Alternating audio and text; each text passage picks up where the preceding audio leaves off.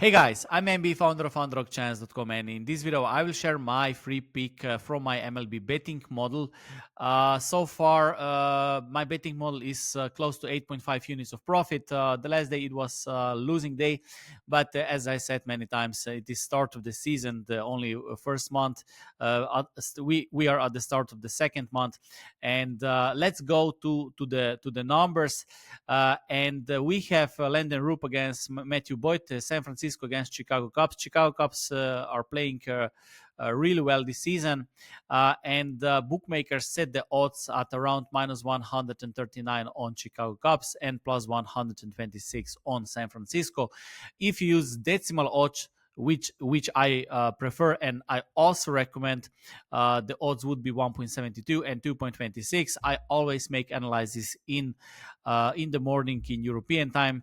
So if I would live in USA, I would probably make analysis late at night to grab better odds, because if you have a good betting model, then most of the times the odds should drop until the closing time.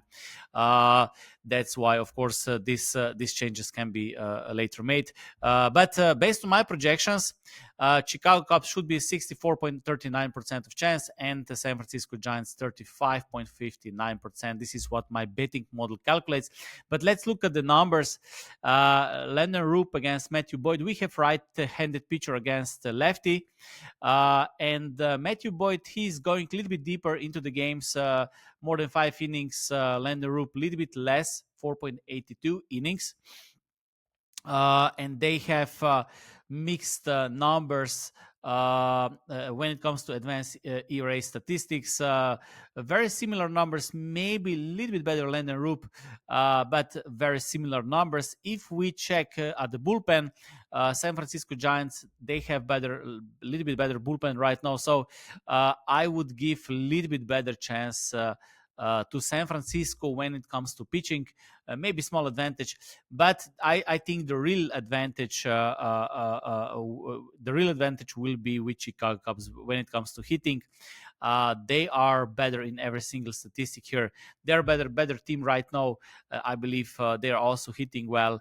And once we take all the statistics into account, based on my projections, Chicago Cubs should be minus 181, and because of that, minus 139 is a value. Okay.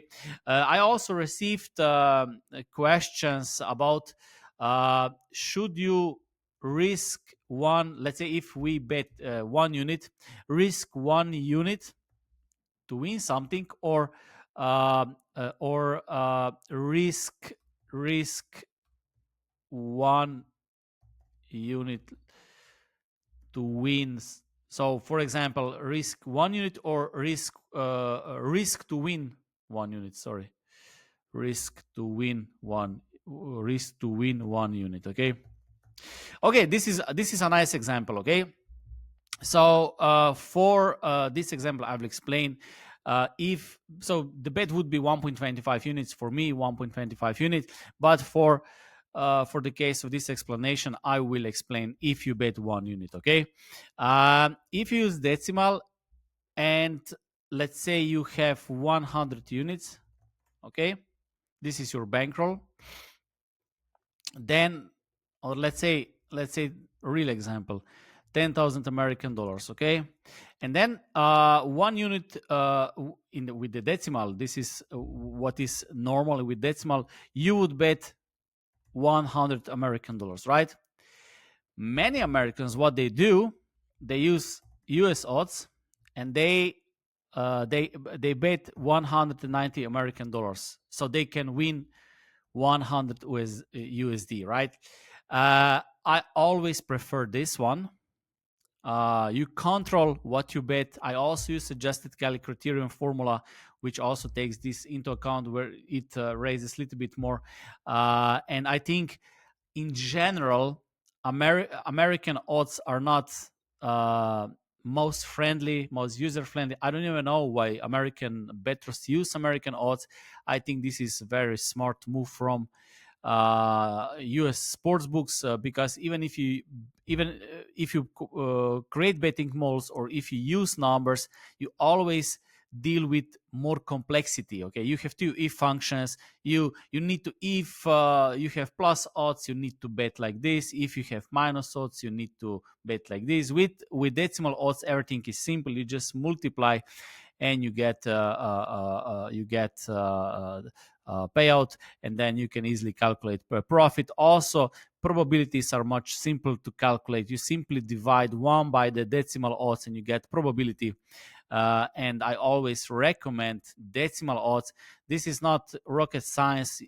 Bookmakers just have, all sports books have, you can switch to decimal odds, and it takes 5 minutes just to switch, and maybe a couple of days to get comfortable. I'm not saying you should use it, but uh, I saw that in general, based on my many years of talking to bettors and experiencing with bettors and what kind of questions they ask me, um, I saw that Australian bettors and European bettors, uh, they are less confused. They are much more comfortable with numbers, with statistics, with betting models. They maybe have smaller banklors. They're not that financially strong like American bettors, but on the other side, American bettors are not that comfortable with numbers, with statistics, with sports betting basics. Of course, in USA you have, I don't know,